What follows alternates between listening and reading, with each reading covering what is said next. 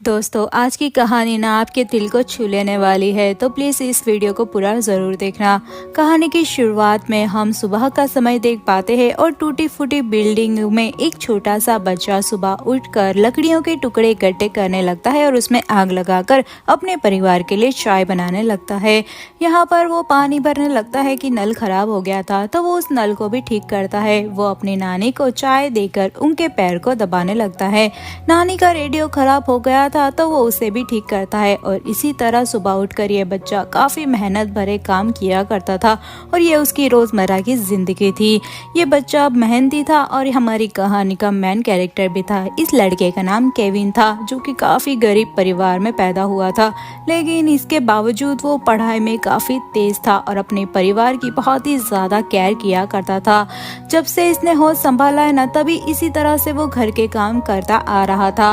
अब क्योंकि केविन पढ़ाई में काफी ज्यादा तेज था, तो उसकी टीचर को ऐसा लगता है कि इस बच्चे की गरीबी इसकी पढ़ाई के आगे नहीं आनी चाहिए, इसलिए वो एक स्पॉन्सर को अरेंज करती है जो कि काफी अमीर है और वो अमीर आदमी ने कई सारे बच्चों की पढ़ाई में आर्थिक मदद की थी। इसलिए वो केविन के घर जाता है और घर बहुत ही बुरी हालत में था। वहाँ पर बैठने की चेयर तक नहीं थी, इसलिए वो एक टूटी हुई बाल्टी को उल्टा कर उसके ऊपर बैठ जाता है।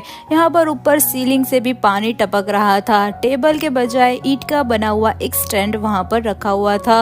एक बीमार नानी जो कि दीवार को ताक रही है और लगता है कि मानसिक रूप से वो पीड़ित है।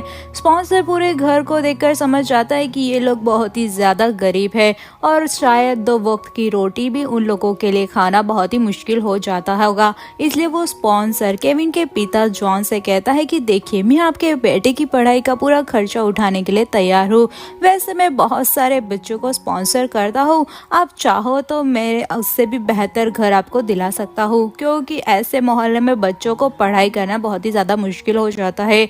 जॉन शांत होकर उसकी मदद को ठुकरा देता है। तभी वहाँ पर केविन की माँ, जिसका नाम जिया है, वो चाय बनाकर आती है। वो जिया को समझाता है, लेकिन वो भी साफ इनकार कर देती है और कहती है कि हम जैसे भी है खुश है, हमें जैसा मन पड़ेगा हम अपने बच्चों का पढ़ाई का खर्चा उसमें ही उठा लेंगे, हमें आपकी जरूरत नहीं है। यहाँ पर यह सुनकर वो बहुत ही ज्यादा गुस्सा हो जाता है, जो स्पॉन्सर था ना वो, और बाहर जाते हुए वो बोलता है कि इन्हें अपने बेटे की फ्यूचर की जरा भी फिक्र नहीं है। बताओ, मैं उस बच्चे की लाइफ संवारने की बात कर रहा हूँ, लेकिन ये लोग तो मेरी पूरी सारी बातों को ही ठुकरा दे रहे हैं। जिसके बाद हम उस स्पॉन्सर के बेटे को देखते हैं, जो कि टैब के अंदर गेम खेल रहा था। यहाँ पर केविन बेबस होकर उसे देखता जा रहा था, क्योंकि उससे भी गेम खेलने का काफी ज्यादा मन कर रहा था। उन लोगों के जाने के बाद यहाँ पर घर के अंदर जिया थी ना, वो वॉश बेसिन के नीचे एक छोटा सा दरवाजा खोलती है तो लाइट जलती है और इसी तरह किसी ने कपड़े वगैरह धोकर प्रेस कर वहां पर रख दिए थे। यहाँ पर दोनों नीचे आते हैं और केविन से कहते हैं कि बेटा, तुम्हारे कपड़े हमने ऊपर इस्त्री कर रख दिए हैं, तुम जाकर पहनो और स्कूल चले जाओ। जिसके बाद कहती है कि हम दोनों भी काम के लिए निकलते हैं। तो वही उनकी चाल से हमें पता चलता है कि ये लोग डरे सहमे छुपते छुपाते हुए कहीं जा रहे थे। वो अपने मोहल्ले को पार कर जो मेन सड़क पर पहुंचते ना, तो वहां पर एक बड़ी सी लग्जरी कार खड़ी थी। दोनों पत्नी पत्नी कार में जाते हैं। तब हमें पता चलता है कि ये लोग तो काफी ज्यादा रईस है और इनको कोई पैसों की कमी नहीं है। बस ये केविन के लिए ये सारी गरीबी में जी रहे थे। वो इनका काफी बड़ा बिजनेस है और ये लोग करोड़ों में खेलने वाले अमीर थे, इसलिए इनके बेटे के लिए इन्होंने स्पॉन्सर लेने से इनकार कर दिया था। तो वही हम बेचारा घर पे केविन को देखते हैं, जो कि सारे काम खत्म करके स्कूल के लिए भागता है। नानी, जो कि अब तक व्हील चेयर पर बैठी थी, वो उठ खड़ी होती है और वो कोई बीमार या मानसिक रोगी नहीं थी, वो तो एक बढ़िया एक्टर थी। केविन के जाते ही वो जट से वॉकी टॉकी उठाकर इन्फॉर्मेशन देती है कि केविन घर से निकल चुका है और यहाँ पता चलता है कि केविन के घर से लेकर स्कूल जाने तक सारे रास्ते में जॉन के परिवार ने सीसीटीवी लगा रखा था और हर कोनों में दोस्तों उनकी टीम का एक मेंबर, जो कि केविन पे नजर रखता है, वही सही जा रहा है या फिर नहीं, वो सारी बातों को सुपरवाइज करने का काम इनकी नानी का काम था। और ये सब नाटक से बेखबर बेचारा केविन रोज घर के काम करके स्कूल जाता है। आज वो स्कूल के लिए काफी लेट हो गया था, इसलिए जल्दी से वो भागकर स्कूल के लिए जाने लगता है। तो वही एक कपल से टकरा जाता है, जो कि अमेरिकन लगते थे। वो इंग्लिश में केविन से एड्रेस पूछते हैं। केविन उन्हें बताता है। यहाँ पर हम देखते हैं कि वो कपल भी रियल नहीं थे, बल्कि वो भी जॉन के ही लोग थे। केविन इन लोगों से इंग्लिश में किस तरह बात करता है और इनके सामने कैसे पेश आता है, ये जानने के लिए जॉन ने उन्हें पैसे देकर रखा हुआ था।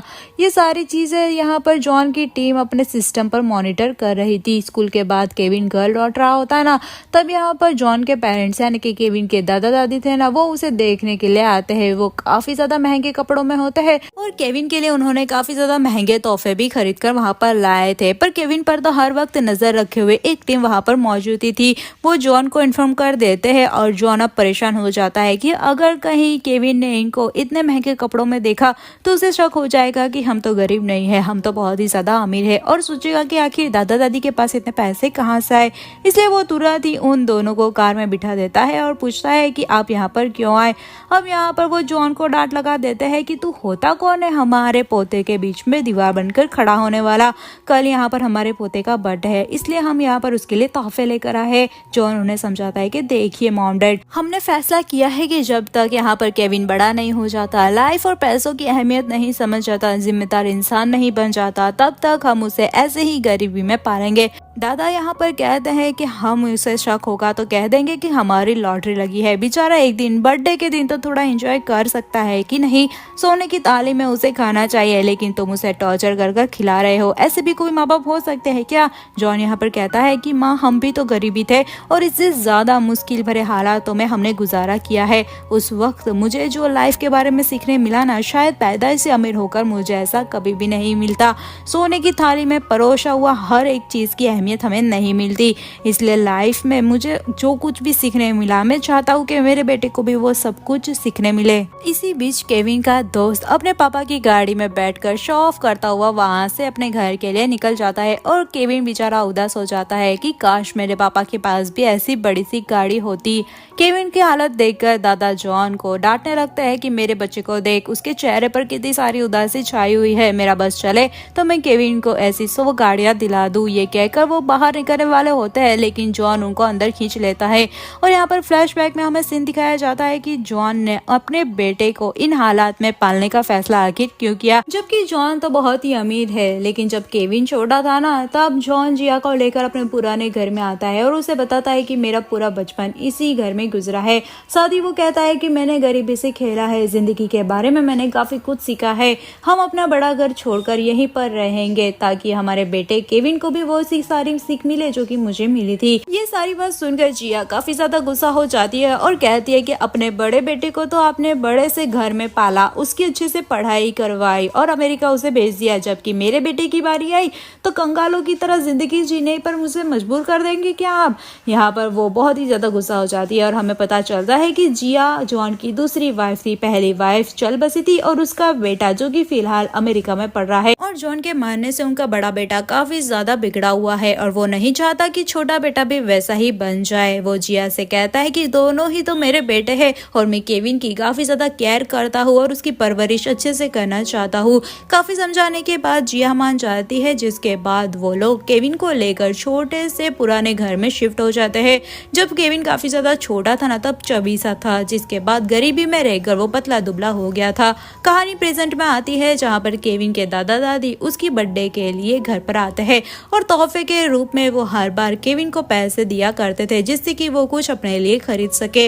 लेकिन जॉन को ये सब पसंद नहीं था कि केविन को पैसे खर्च करने के लिए दिए जाए, इसलिए वो उनके अच्छे से जांच पड़ताल करता है। लेकिन जिया की सास को उसके पैर में छुपे हुए पैसे निकाल लेती है। जॉन उनके मॉम डैड को समझाता है कि वो आखिर ऐसा करना कब बंद करेंगे, वो ये सब केविन के अच्छे के लिए ही तो कर रहे हैं। वहीं हमें पता चलता है कि आसपास के उनके सारे ही पड़ोसी जॉन के लोग ही थे जो कि पैसे देकर एक्टिंग कर रहे थे। तो वहीं एक पड़ोसी भागकर आता है और इन्फॉर्मेशन देता है कि जॉन स्कूल में से निकल चुका है।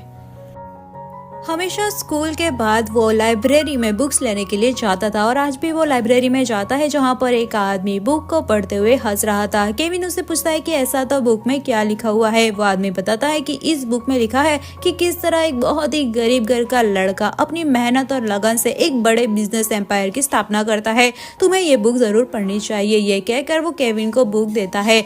मतलब यहाँ पर हमसे समझ आता है कि जॉन का ही वो आदमी है और इसी तरह वो नाटक का एक किरदार भी था। ऐसा करने की उसे इंस्ट्रक्शन दी गई थी जॉन के द्वारा, ताकि केविन को मोटिवेशन मिले।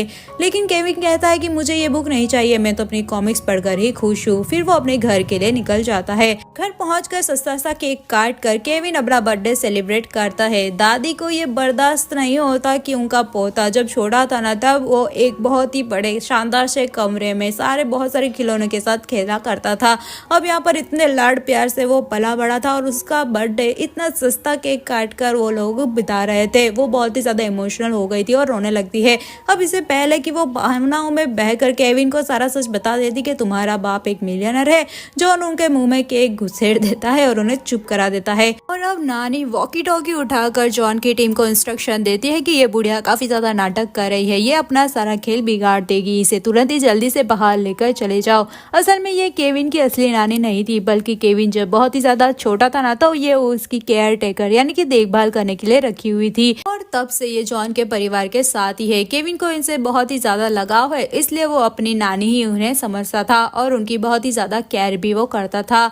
और जॉन की टीम के आदमी यहाँ पर दादी को उठाकर बाहर ले जाते हैं, लेकिन तब तक दादी अपनी वीक को निकाल कर उसके अंदर कुछ पैसे रखे हुए थे ना, वो केविन को दे देते हैं। इन लोगों ने सब कुछ चेक किया था, लेकिन दादा की वीक देखना भूल गए थे। अब उनके जाने के बाद केविन वो सारे पैसे जॉन को दे देता है, क्योंकि उसे घर के हालात पता थी।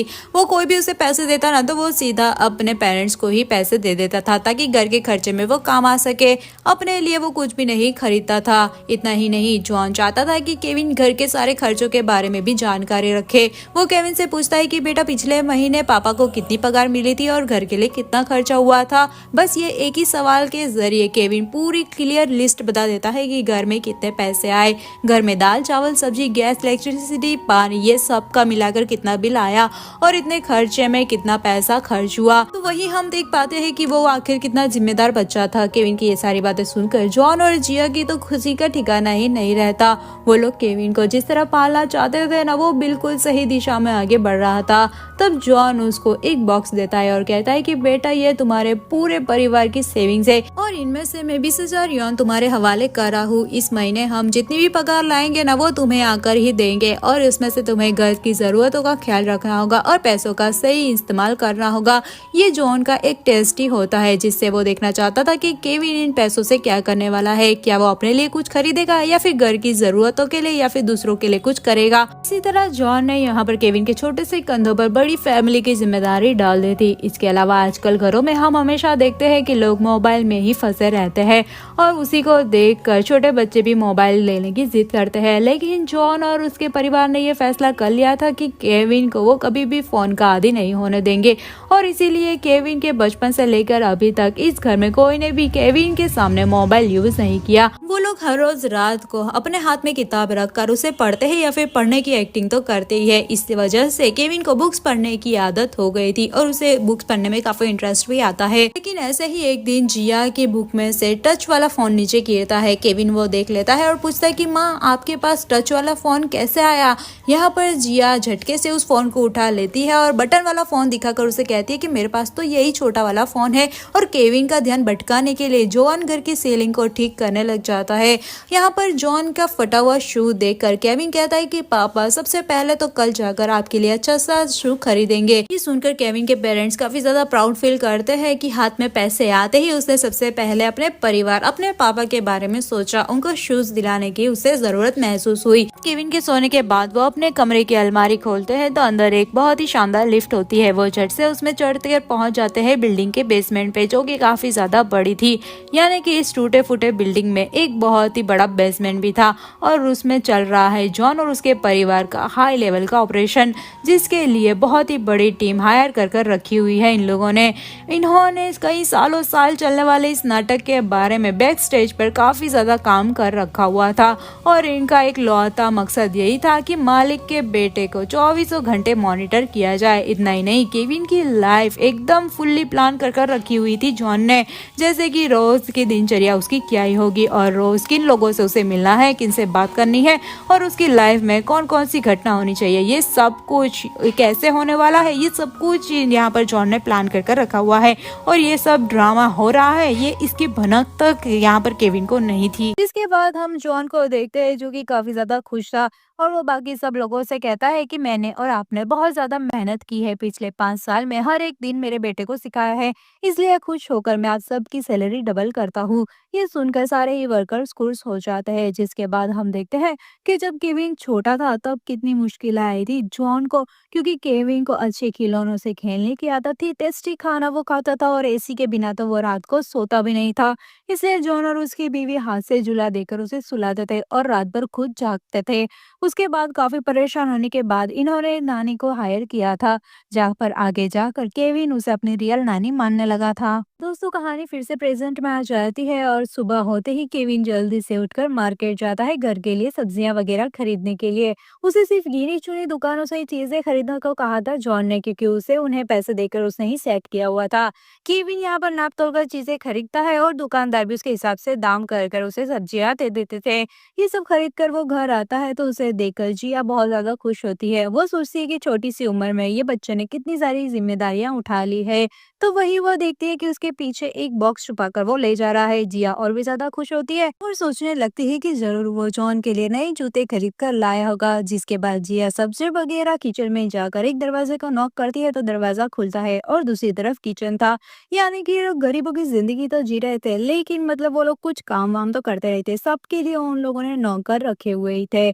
यहाँ पर दूसरी ओर हम देखते हैं कि जॉन था ना, वो बहुत ही ज्यादा गुस्से में था। असल में केविन जॉन के लिए जूते नहीं लाया था, बल्कि उसके लिए एक टेप खरीद कर वो लाया था। इसलिए वो बाथरूम में जाकर गेम खेलने लग गया था और वहां पर एक्चुअली सीसीटीवी भी था ना, वो सीसीटीवी में ही जॉन ने देखा था और वो ये देख कर बहुत ही ज्यादा दुखी हो जाता है। वो सोचने लगता है कि मैंने इतने सालों में अपने बेटे को जिस ढांचे में डालने की कोशिश की, फल में सब कुछ मिट्टी में मिल गया। सेविंग्स के पैसों ने ना तो उसने कुछ घर के लिए खरीदा, ना ही मेरे लिए जूते खरीदे। वो तो टैबलेट जैसी बेकार से चीज को खरीद कर ले आया, जबकि उन्हें उस चीज की कोई भी जरूरत नहीं थी। जिसके बाद ये लोग सीसीटीवी को चेक करते हैं तो केविन के कहाँ से टैब खरीदा ना, असल में वो लोग देखते हैं वो दुकान में जाकर वो लोग पूछते हैं तो उसको पता चलता है कि यहाँ पर कोई ऑफर चल रही थी और 1 हफ्ते के अंदर इस टैबलेट को लौटाया भी जा सकता था। जिया कहती है कि देखा, मेरे बेटे ने खरीदा इसलिए क्योंकि 1 हफ्ता वो यूज करके वापस ले लेगा। आप तो मेरे बेटे को हमेशा से ही गलत समझते थे, वो तो अभी से बिजनेस माइंडेड है। जिसके बाद हम देखते हैं कि जॉन किसी काम के लिए दूसरे शहर जाने का बहाना बनाता है और बैग वैग वगैरह बांध कर घर से निकलता है और केविन से कहता है कि जब तक मैं लौट कर नहीं आता ना, तब तक तुम माँ और नानी दोनों का ख्याल रखना और तुम ही अब हेड ऑफ द फैमिली हो। वो सब बातें इमोशनल करके वहां से जाता है। जाते हुए उसका जो जूता था ना, वो टूटकर नीचे गिर जाता है तो ये देखकर केविन रो पड़ता है। वो सोचता है कि मैंने गलती कर दी टैबलेट खरीद कर, मुझे तो पापा के लिए जूते खरीदने चाहिए थे। इसके बाद वो टैबलेट में आखिरी बार गेम खेलता है और उससे कवर में लपेट कर बाथरूम में छुपा देता है। उसने फैसला किया था कि वो वापस कर देगा उस टैबलेट को और जो पैसे मिलेंगे उसे पापा के लिए जूते खरीदेगा। इसलिए अब अगले दिन वो टैबलेट को वापस करने के लिए जाता है, लेकिन दुकानदार उसे वापस नहीं लेता क्योंकि टैबलेट में थोड़ा पानी लग गया था। वो कहता है कि ये तो डैमेज हो गया है, हम वापस इसे नहीं लेंगे। यहाँ पर केविन रोने लगता है और कहता है कि प्लीज अंकल, मुझे पैसे वापस दे दीजिए, आज मेरे घर में खाना नहीं बनेगा। मेरे पापा ने मुझे बस इतने ही पैसे दिए थे और मुझे उनके लिए शूज भी तो खरीदने हैं ना। दुकानदार कहता है कि नहीं, मैं तो इसे रिटर्न नहीं लूंगा। असल में यहाँ पर होता यह है कि जॉन की टीम ने ही उस दुकानदार को ऐसा करने के लिए इंस्ट्रक्शन दिए हुए थे। जिसके बाद केविन रोता हुआ घर जाता है।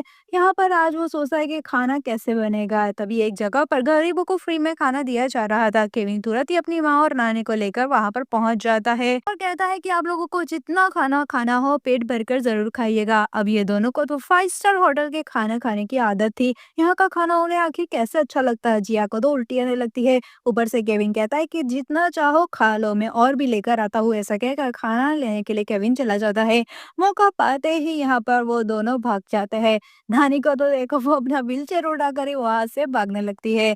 यहाँ पर वो सोचता है कि जब तक वापस पापा नहीं आते ना, मुझे घर खर्च कैसे उठाना होगा। ये सोचकर वो जगह जगह पर वेस्ट कैन होता है ना, वो उठाकर उसके कबाड़ की दुकान में बेचने के लिए जाता है। यार, आप लोगों ने यहाँ तक वीडियो देख ही लिए तो प्लीज मेरे चैनल को सपोर्ट करें और मेरे चैनल को सब्सक्राइब कर दे, इससे मुझे काफी ज्यादा मोटिवेशन मिलता है।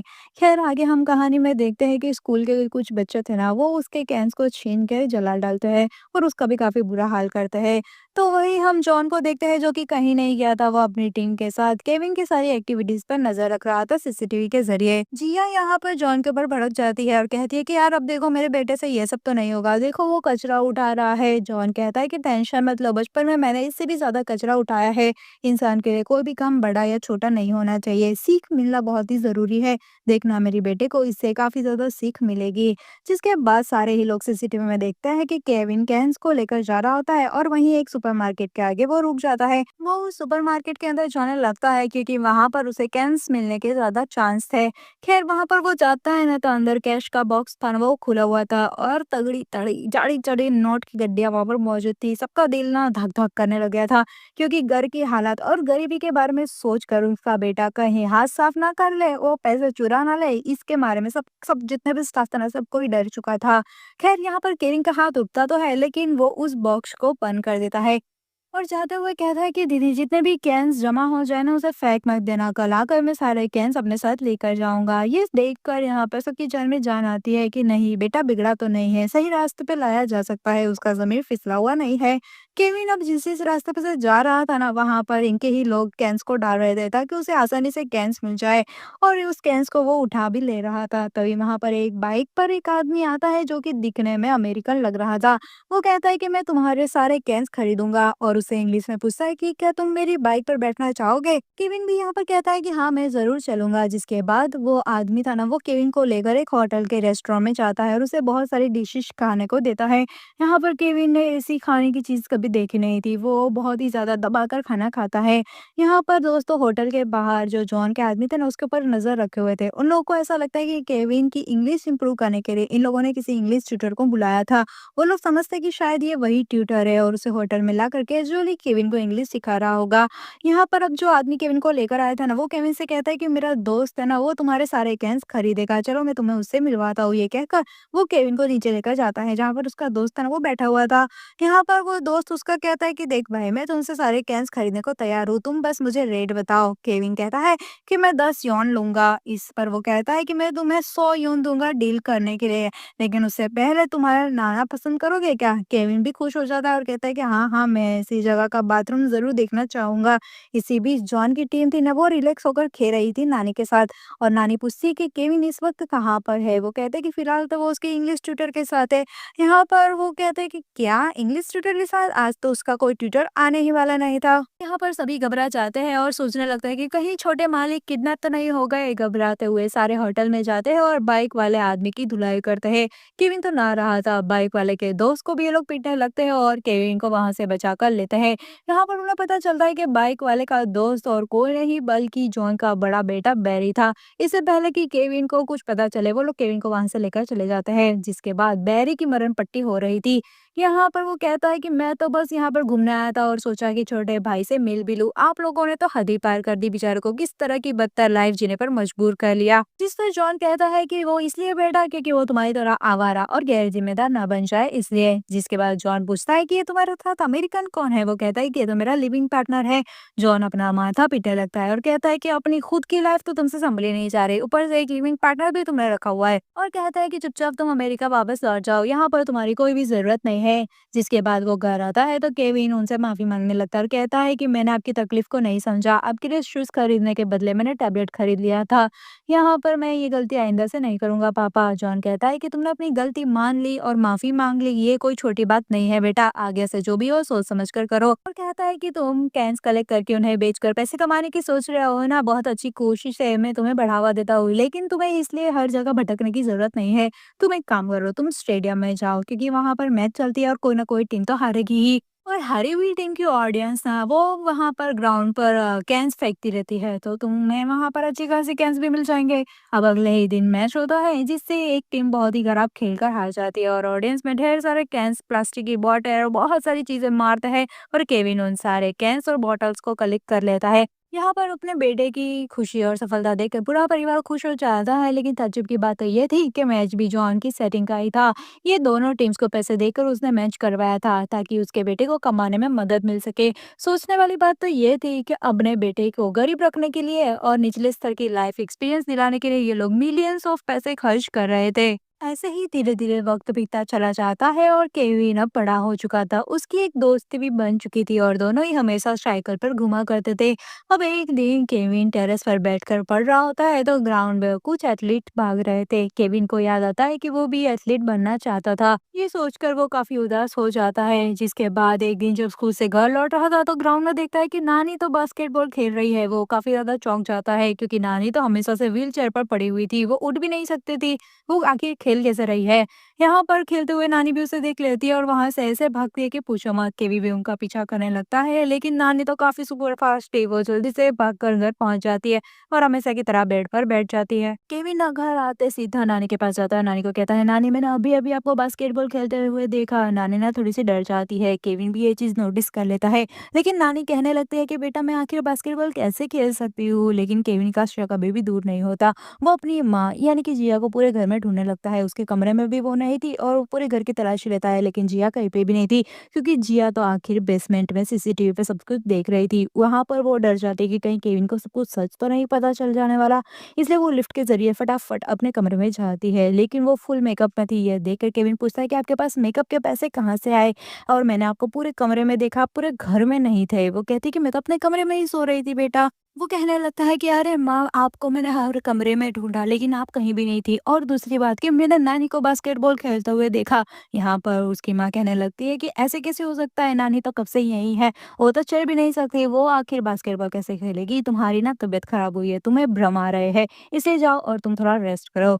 लेकिन केवी का सर चकराने लगता है। वो ना जाने आजकल हर चीज़ नोटिस करने लगता है और उसे थोड़ा बहुत ना शक हो गया था। वो जाकर अपने पापा यानी कि जॉन से ये सारे बारे में बात करने लगता है। अब जॉन ना उसकी बात पर ध्यान नहीं देता। वो यहाँ पर कहने लगता है कि बेटा फिलहाल ना तुम बस यूनिवर्सिटी के एंट्रेंस एग्जाम आ रही है ना, उस पर ध्यान दो। ये आलतू-फालतू की चीज़ों पर ध्यान मत दो। यहाँ पर जॉन को अब लगने लगता है कि नानी की वजह से उनका बना-बनाया प्लान फेल ना हो जाए। इसलिए वो सोचता है कि क्यों ना नानी को ही नाटक से हटा दिया जाए। अब अगली सुबह होते ही केविन जब उठता है ना तो जिया और जॉन उसे पास आते हैं और उसे कहते हैं कि नानी तो कल रात को ही ऑफ हो गई बेटा, हमने तुम्हें इसलिए नहीं बताया क्योंकि तुम्हारी नींद खराब हो जाती और तुम पढ़ाई पर ध्यान नहीं दे पाते। तो वहीं दूसरी ओर नानी को लाश की तरह लेटे रहने के सारे अरेंजमेंट कर दिए थे इन लोगों ने। उनका फ्यूनरल भी होता है और सारे लोग रोने की एक्टिंग कर रहे थे लेकिन बेचारा केविन वो तो सच में रो रहा था क्योंकि बचपन से वही नानी ने तो केविन की देखभाल की हुई थी और केविन को इतना सब लगाव उनसे हो गया था। यहाँ पर बॉक्स के अंदर लेटी हुई नानी भी केविन का दर्द सह नहीं पाती, वो भी रोने लग जाती है। इससे पहले कि नानी इमोशनल होके उठ जाते सभी लोग मिलके केविन को वहां से ले जाते हैं। नानी बहुत ही ज्यादा दुखी हो जाती है कि आज के बाद वो केविन को कभी भी नहीं देख पाएगी। जिस पर जॉन उसे कहता है कि आप डायरेक्टली उसे भले ही ना देखो लेकिन जब तक हम उसे सच्चाई नहीं बता देते आप बेसमेंट की टीम को संभालिए और इसी बहाने सीसीटीवी पर आप उसे देख पाएंगी और जब उसका यूनिवर्सिटी की एंट्रेंस एग्जाम पास कर लेगा ना उसके बाद तो हम उसे सारी सच्चाई बता ही देने वाले हैं। लेकिन यहाँ पर दूसरी ओर केविन था ना, वो अभी भी सोच रहा था कि आखिर नानी बास्केटबॉल कैसे खेल पाई। वो ये सारी बातें अपनी गर्लफ्रेंड से करता है और कहता है कि मेरे साथ में आजकल बहुत अजीबोगरीब घटनाएं होने लग रही है। वो बताता है कि उस दिन भी मैंने पूरे घर में माँ को ढूंढा था लेकिन वो कहीं भी नहीं थी और अचानक से वो उनके ही कमरे में से वापस बाहर आई और उन्होंने बहुत सारा मेकअप कर रखा हुआ था, साथ ही में बहुत सारे गहने भी उन्होंने पहने थे। मेरे घर की हालत इतनी अच्छी है ही नहीं कि उनके पास गहने आए, हमारे पास पैसे ही नहीं है इतने सारे। मुझे कुछ भी समझ में नहीं आ रहा। अब यार उसकी गर्लफ्रेंड थी ना, वो मामले को और भी ज्यादा कंफ्यूजन बना देती है। वो कहती है कि जरूर तुम्हारी माँ का किसी के साथ अफेयर चल रहा हो और हो सकता है कि उसी ने तुम्हारी माँ को ये सब खरीद कर दिया हो और जब तुम कमरे में उन्हें ढूंढ रहे हो तो शायद वो छुपी हुई हो लेकिन तुम्हारी नानी ने उन्हें देख लिया और इसीलिए तुम्हारी नानी को तुम्हारी माँ ने ही मार डाला। अब अगले दिन जब केविन स्कूल में होता है ना तो उसकी गर्लफ्रेंड उसे कॉल करके बताती है कि मैंने तुम्हारी माँ को एक बड़े से घर में जाते हुए देखा और उनके साथ में एक बड़ा लड़का भी था। ये कहकर वो उस घर की लोकेशन उसे सेंड कर दी है। केविन क्लास छोड़कर तुरंत ही उस घर की ओर निकल जाता है। जॉन के आदमी भी उसका पीछा कर रहे थे। असल में केविन की गर्लफ्रेंड ने जिया को दोस्तों यहाँ पर अपने खुद के घर में ही जाते हुए देखा था जहाँ पर जॉन भी मौजूद था। असल में उस समय बैरी और जिया को साथ देकर उसकी गर्लफ्रेंड गलत समझ गई। यहाँ पर बैरी अपने पापा जॉन से मिलने आया था और कहता है कि प्लीज मुझे अपने बिजनेस में शामिल कर लीजिए। लेकिन यहाँ पर जॉन उसकी ही खामियां बताता है और कहता है कि तुम ना ठीक से पढ़े ना ही स्कोर किया और अब तुम मेरे बिजनेस को कैसे ही चला पाओगे। जिया यहाँ पर जॉन को कन्विंस करने लगती है कि इतने साल वो आपसे दूर रहा, आप इसकी बात रख लीजिए और इसको भी अपना पार्टनर बना लीजिए। तो वो कहता है कि सबसे पहले तो तुम एक काम करो, तुम जिम ज्वाइन करो, थोड़ा थोड़ी फिट रहो, फिटनेस बढ़ाओ, इसके बाद तुम मेहनत करोगे तो मैं तुम्हें बिज़नेस में शामिल कर लूँगा। इसी बीच केविन यहाँ पर घर में पहुँच जाता है, यानी कि अपने खुद के ओरिजिनल घर में। और यहाँ पर उसके जो जॉन के आदमी थे ना, वो जॉन को इन्फॉर्म कर देते हैं, लेकिन दरवाज़ा नॉक करता है ना, तो जिया दरवाजे पे आती है। केविन यहाँ पर पूछता है कि आप यहाँ पर क्या करती है? तो वो कहती है कि मैं और तुम्हारे पापा यही घर में तो नौकर का काम करते हैं बेटा। और यहाँ पर हम देखते हैं कि ये दोनों ने नौकर वाले कपड़े पहन लिए थे और नौकरों को अपने कपड़े दे दिए थे। जब केविन ने अपने पापा को वहाँ पर देखा तो उसे थोड़ा अच्छा फील हुआ कि चलो माँ का कोई अफेयर तो नहीं है। जिसके बाद यहाँ पर दूसरी ओर हम बैरी को देखते हैं, जिसके हाथ पैर बांधकर उन लोगों ने बाथरूम में छुपाया था ताकि केविन के सामने वो उनकी पोल ना खोल दे। लेकिन यहाँ पर बैरी किसी तरह से बाहर निकल जाता है, लेकिन इससे पहले कि केविन उसको देख पाता, जॉन केविन का ध्यान भटकाने के लिए उसे लेकर पानी में कूद जाता है। तब तक जॉन के आदमी फिर से बैरी को पकड़कर वहां से ले जाते हैं। और हम बैरी को देखते हैं जो कि जिम में बहुत सारी मेहनत कर रहा था। जिसके बाद हम देखते हैं कि केविन यूनिवर्सिटी के एग्जाम देने के लिए जाता है। वो बार बार किसी बात को सोचकर एग्जाम में लिख रहा होता है। जिसके बाद सारे स्टूडेंट्स बाहर आ जाते हैं एग्जाम खत्म करके, लेकिन केविन बाहर नहीं आता। उसका परिवार घबरा जाता है कि आखिर क्या हो गया। वो सिक्योरिटी गार्ड से पूछता है तो वो कहता है कि सारे स्टूडेंट्स तो चले गए, अंदर तो कोई भी मौजूद नहीं है। लेकिन शायद केविन घर चला गया हो, ये सोचकर बाकी सारे ही लोग घर पर जाते हैं। लेकिन घर के बेसमेंट में वहां पर उनको केविन का बैग और एक फोटो मिलती है जिसमें केविन के मुंह पर टेप लगाई हुई थी। वो सारे ही घबरा जाते हैं कि कहीं केविन को किसी ने किडनैप तो नहीं कर लिया। लेकिन हम तो 24 घंटे उसे मॉनिटर करते हैं, आखिर कौन उसे हमारे नजरों के सामने से उठाकर ले गया। वो सारे ही लोग मिलकर केविन को ढूंढने के लिए निकलते हैं। वही हम केविन को बिल्डिंग की छत पर देखते हैं जो कि ये सब कुछ देख रहा था। फ्लैशबैक में हम देखते हैं कि जब जॉन केविन को लेकर पानी में कूदा था ना, तो उसने पूल के फ्लोर पर एक बड़ा सा पंछी देखा था। उसे सब याद आने लगता है कि बचपन में उसने ऐसे ही पंछी वाला डिजाइन देखा था और धीरे धीरे उसे सब याद आने लग गया था। उसके बाद से वो इन लोगों पर शक करने लग गया था। जिसके बाद वो अपनी माँ के कमरे से बेसमेंट में पहुंच जाता है और देखता है कि ये क्या, मेरे बचपन से लेकर अभी तक सारे फोटोज, मेरी डेली लाइफ साइकिल, सब कुछ इन लोगों ने पहले से ही प्लान किया हुआ था। ये देखकर वो बहुत ही ज्यादा दुखी हो जाता है। ज्यादा शौक तो उसे तब लगता है जबकि नानी का फेस उसने देखा हेड ऑफ द मेंबर में। नानी भी वहां पर आ जाती है और वो रोने लगती है। वो कहता है कि आप लोगों सब ने मिलकर मेरे साथ बहुत बड़ा धोखा किया। मेरी पूरी लाइफ को आप लोगों ने प्लानिंग की। मुझे ऐसा लगता था कि ये सब कुछ मेरे साथ रियलिटी में हो रहा है, लेकिन ये सब तो मेरे साथ धोखा था। बाकी सारे लोग भी वहां पर आ जाते हैं। जिया केविन को समझाने लगती है कि हमने ये सब कुछ तुम्हारे लिए ही किया ताकि तुम जिंदगी को समझ पाओ। जॉन भी उसे कहता है और समझाने की कोशिश करता है कि ये सब कुछ हमने तुम्हारे लिए ही किया है। तुम्हारा भाई बहुत ही आवारा की तरह जिंदगी गुजार रहा था, हम नहीं चाहते थे कि तुम भी ऐसी गुजारो। लेकिन केविन रोने लगता है। उसे लगता है कि आज तक उसकी लाइफ वो जो जी रहा था ना, वो सब कुछ उसके पापा के इशारे पर ही जी रहा था। वो बेसमेंट का दरवाजा खोलता है और सामने बच्चों को खेलता हुआ देखता है। वहां पर वो आजाद पंछी की तरह भागने लगता है। वहीं उसके पापा को रियलाइज हो जाता है कि उन्होंने कितनी बड़ी गलती की। उन्होंने ये सीख देने के चक्कर में अपने ही बेटे को कैद कर रखा और अपने इशारों पर नचाया। खैर कुछ सालों के बाद हम देखते हैं कि बैरी था ना, वो माउंट एवरेस्ट पर चढ़ा हुआ था उससे अपने पार्टनर के साथ। साथ ही यहाँ पर शायद वो जिम इसीलिए कर रहा था ताकि वो अपने पापा को बता पाए कि वो निकम्मा नहीं है। वहीं हम केविन को देखते हैं जो कि मैराथन में भाग रहा था। उसे एथलीट बनने का सपना उसने पूरा किया। तो वहीं हम जॉन और जिया को देखते हैं जो कि इन दोनों वो अपने बच्चों की कामयाबी को टीवी पर देख रहे थे। और हमें ऐसा लगता है कि शायद केविन ने अपने मॉम डैड को माफ कर दिया हो। और इसी के साथ ये मूवी यहीं पर खत्म होती है। कैसी लगी आपको ये मूवी की कहानी, मुझे कमेंट में प्लीज बताना। वीडियो पसंद आए तो इसे लाइक जरूर करना, मुझे सपोर्ट करना चैनल को सब्सक्राइब करके। मिलते हैं नेक्स्ट वीडियो के एक्सप्लेनेशन में, तब तक के अपना ध्यान रखिए। Bye bye.